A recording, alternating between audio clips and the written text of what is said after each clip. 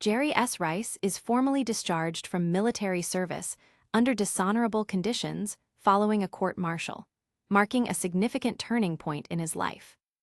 Back home, Jerry faces his boss, Alex, who accuses him of repeatedly shorting propane refills and stealing, leading to a heated argument over money.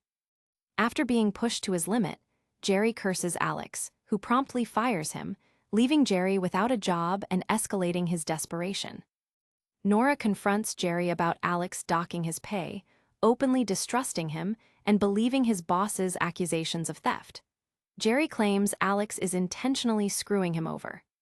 The financial burden and Jerry's unemployment spark a furious argument with Nora, as stacks of unpaid bills reveal their desperate situation.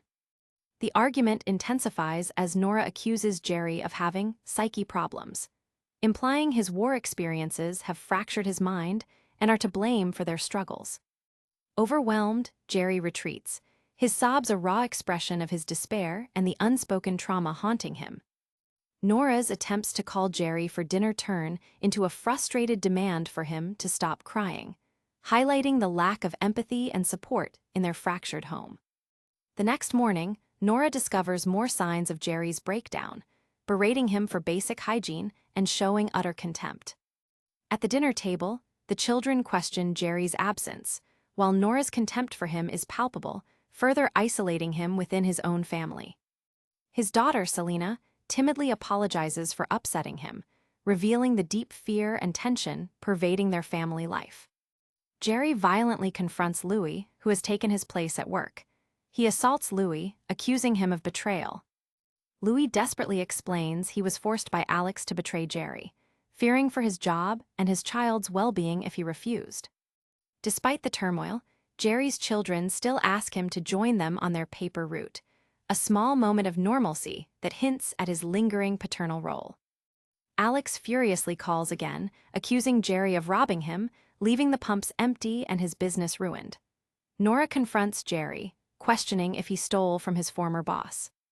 Alex's rage is matched by Nora's chilling declaration that Jerry should have died over there, believing they would have been better off without him. This pushes Jerry past his breaking point.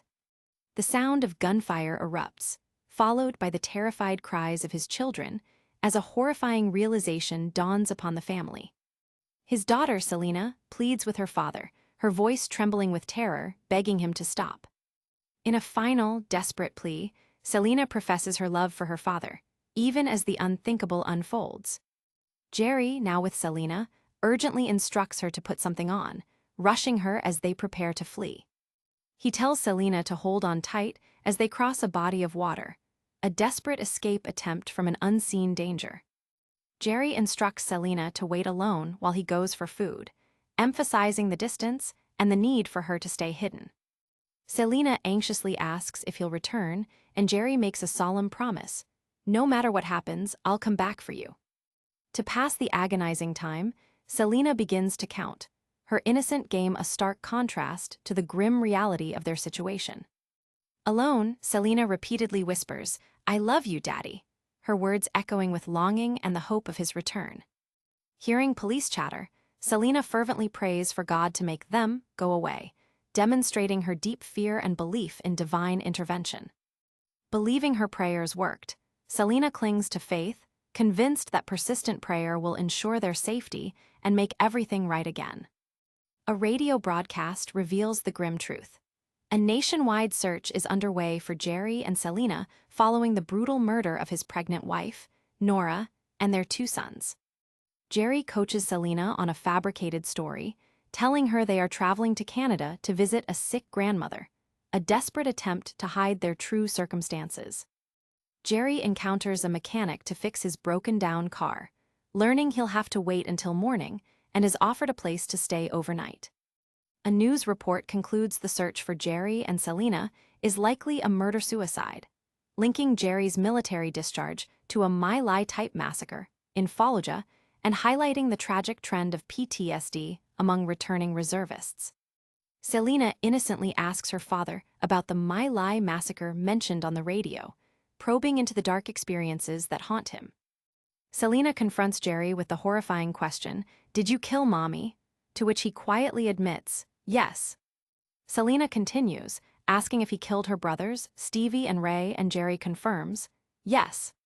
When asked why, Jerry's broken response, "They hurt me," reveals the depth of his delusion and psychological torment.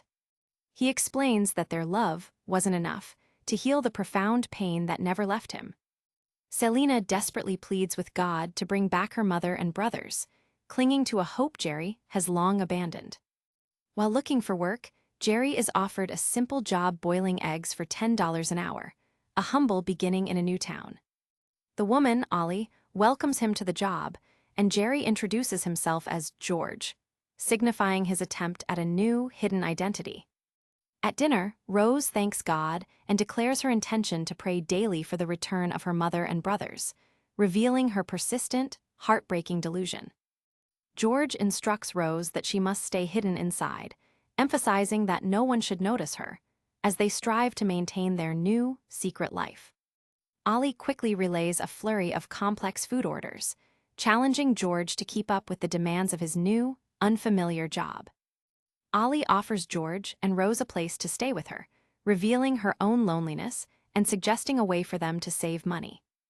Jerry observes Sheriff Max, a recently returned veteran, being greeted by Carl, an old acquaintance who served as a temporary replacement during Max's deployment.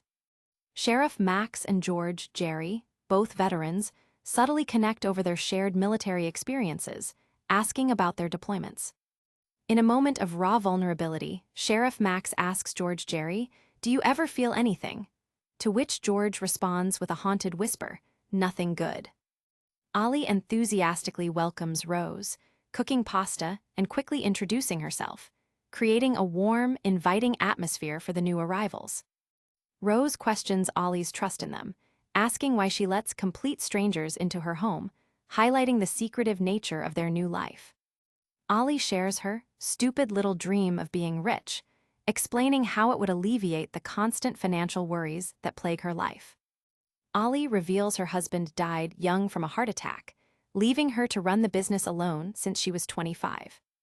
George attempts to gently broach the difficult truth with Rose, asking her to pretend her family won't return, but she stubbornly refuses, clinging to her belief.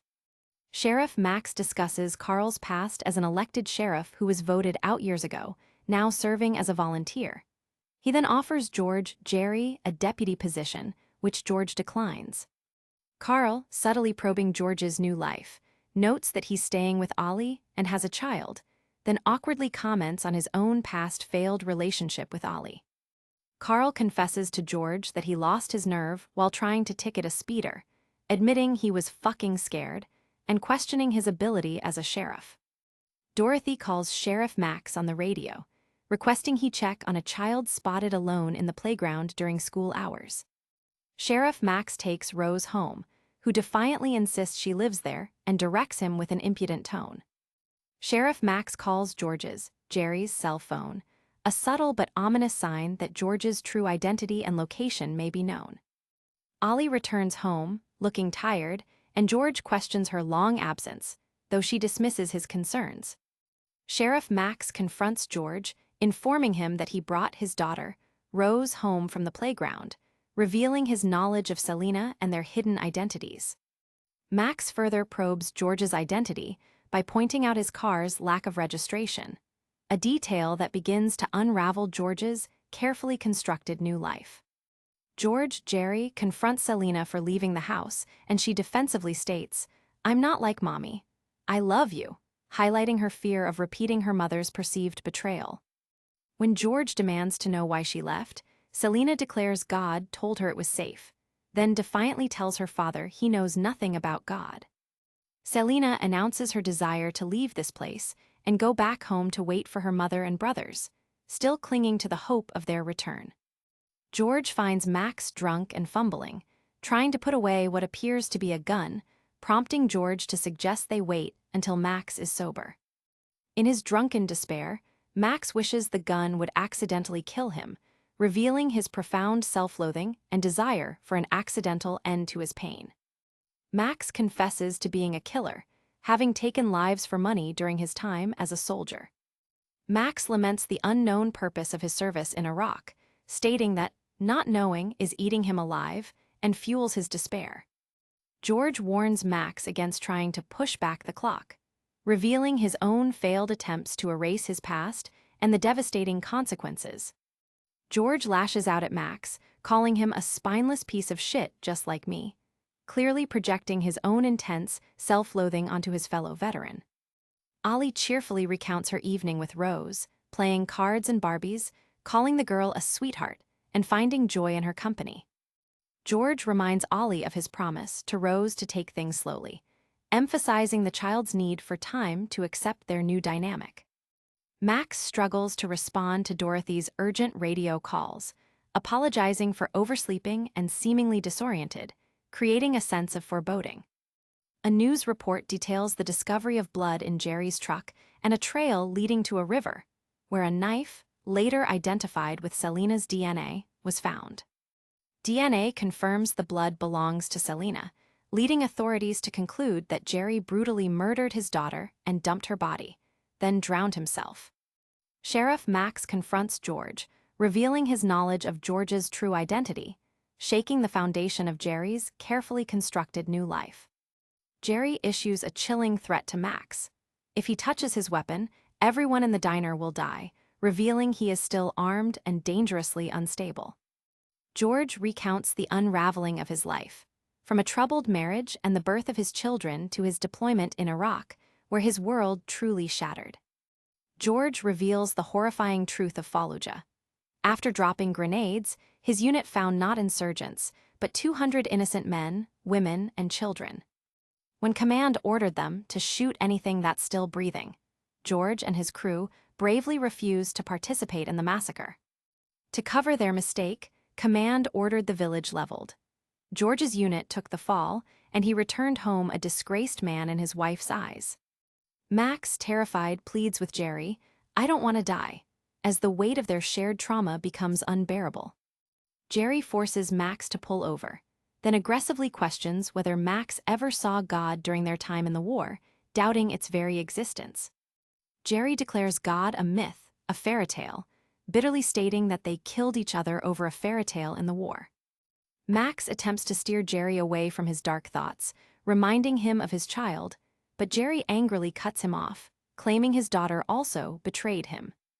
George bitterly reflects on his life, feeling that despite his efforts to do the right thing, he always loses while others cheat, steal, and get lucky. George expresses his desire to start over, vowing that no one will fuck him up again. Max, understanding, says he'll kill anyone who tries. Jerry chillingly declares God's the best excuse to kill, asserting that it's a justification that works every time for people like them to get what they want. Facing his impending death, Max makes a final request for George to call his parents and tell them they did okay by me. George wakes Selina, urging her to gather her belongings as they prepare to leave, a sense of urgency in his voice. George points out Auntie May's house, instructing Selina to tell her everything that happened, what I did, the whole story, preparing her to reveal his crimes. He insists Auntie May will care for her, but Selina desperately wants to stay, to which he replies, "You can't, not anymore." In a moment of heartbreaking honesty, George shatters Selina's delusion, telling her, "Mommy and Stevie and Ray are dead. They're never coming back." Selina's final, desperate question, "Are you coming back, Daddy?" is met with George's devastating single-word answer, "No." As Selina cries, George tries to comfort her, but her silence implies she has also succumbed, leaving him to mumble in utter despair.